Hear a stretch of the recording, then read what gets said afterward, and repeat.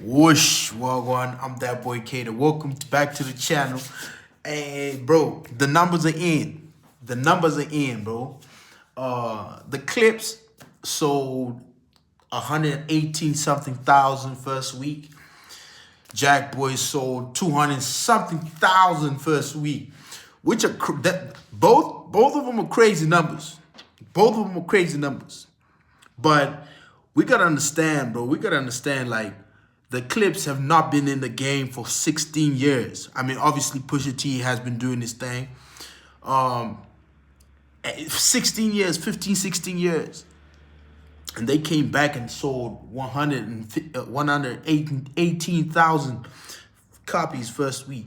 That is absolutely impressive, bro. If you ask me, that is impressive. But I feel like we're looking at numbers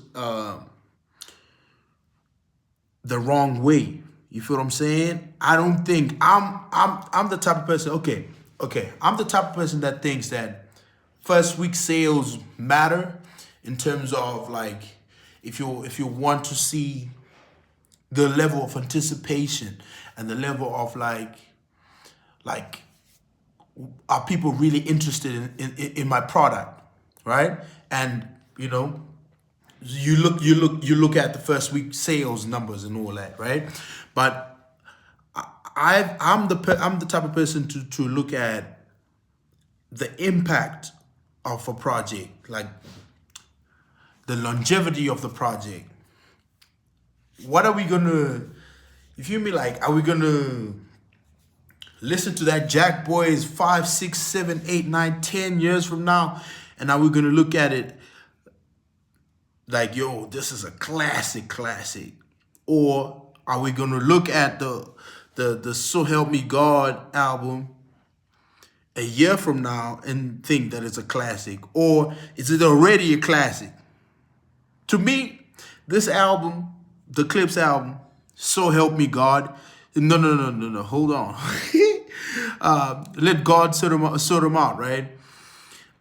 I look at it as a classic already, bro. I don't know about you guys, but to me, it's a classic.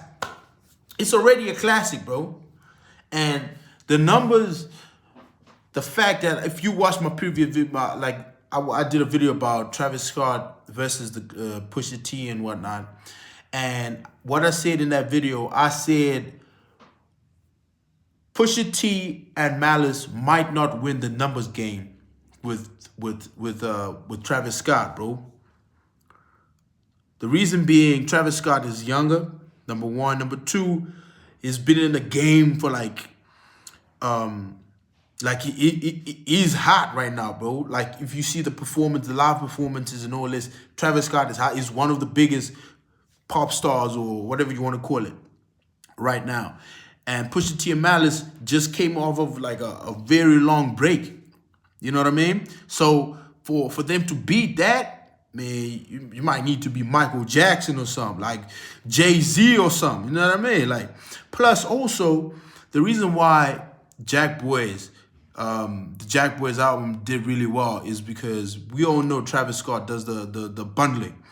You know what I'm saying? Which is like it's a lot of people say it's cheating, right? Like, where like, for example, you just brought out an album, you bundle it, you bundle the album with another brand or like another product. You put this together, and then like when someone buys this, they're also buying the album, and vice versa. You know what I'm saying? But like, a lot of people say it's cheating, but I feel like it's a good thing, because Travis Scott is just doing, you know what I mean? Like, is just doing, is taking advantage of his skills, bro. He's taking advantage of like what he has. Like, it's a brand. JackBoys is already a brand, right? So like, if you take another brand and you put that together, plus you're Travis Scott, plus there's Sheck West and all these other people. To me, I feel like it's fair game. I don't know about you guys, but I feel like it's fair game, bro. Like, I feel like you should be allowed to do stuff like that. For real. Like, imagine this, right? Let's say Pharrell, let's say Kanye, right? Let's say Kanye drops an album, and he does a bundling deal, right? And he's selling the shoes with the album. He's selling like really good quality shoes, hoodies, you know what I'm saying? Like his t-shirts, you know, the Kanye West t-shirts and everything. Let's say he's doing that, and then he's selling the music plus the you know what I'm saying, the merch.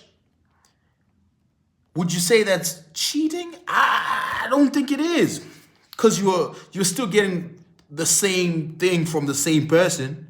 It's still Kanye West, right?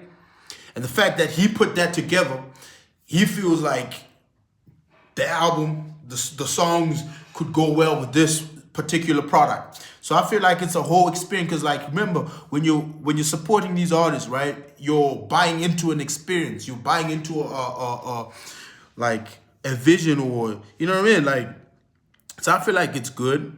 And at the end of the day, guys, hip hop is winning. Hip hop is winning, bro. And we need this in hip hop. Like, we actually need this, bro. We need these numbers right here. We need people like, I'm not sure if you guys remember. I think it was like 2-3 years ago or something. We didn't have like a #1 record like for a long time. I'm not sure. I think it was like 2, 3, 4 years ago, where it was like a dry spell in like hip hop, bro. We didn't have a #1 record, bro. I think that's when Kendrick Lamar jumped on that Future album and all that, bro, and he started something. I think it was before that, like a year before that or something. Like, bro, it was absolutely silent in hip hop, bro. There was nothing. It was very difficult for hip hop artists to crack the I think it was like top 20, top 10. You know what I mean? It was like really difficult. It was like country, it was pop, and all these other genres, but not hip hop. So I feel like we need this attention, bro. And thanks to Kendrick, he brought back hip hop, bro. And now, because of Kendrick, I feel like the timing of the Clipse album too was like crazy good, because like Kendrick just came with the bars. Because like, remember, Drake versus Kendrick, everyone was listening to the bars. Before that, people were like, man, these lyrical miracle people, I ain't trying to listen to all that, bro. I ain't trying to listen to all that poetry and all that, right? But then this beef right here was like an education to like the younger people, and people started understanding like, yo, real hip hop is like actually listening to the words. It's not just about the vibe, catching the vibe or whatnot. It's really about listening to what the people, like what the rapper's trying to say, or what the message is trying to put across. You know what I mean? So this Clipse album just came in, boom, perfect timing, perfect everything, bro. That, I feel like that's why it did really good. Like 118,000 first week is not bad at all, but let's see how it does in the long term. You know what I'm saying? In the long term, is it a classic? Right now, are people saying it's a classic? Right now, are people saying JackBoys 2 is a classic? And that's the question. Are you saying JackBoys 2 is a classic? That's my question. You know what I'm saying? So tell me in the comment section, bro. Are these two albums classics right now? Was there a proper impact from this JackBoys, or proper impact from this Let God Sort 'Em Out? Or are they not yet like there yet in terms of like being considered classics? Because like some albums are considered classics after a year, 2 years, 10 years, 20 years. You know what I mean? But a lot of people have been saying this Clipse album is a classic, and this JackBoys is just, yeah, we just listen to it and then we go back to that Clipse album. So you tell me, bro. You tell me what you think. I'm that boy Kater. Thank you so much for watching. Like, subscribe, comment something, bro. Let's start a conversation in the comment section. You know what I mean? Peace.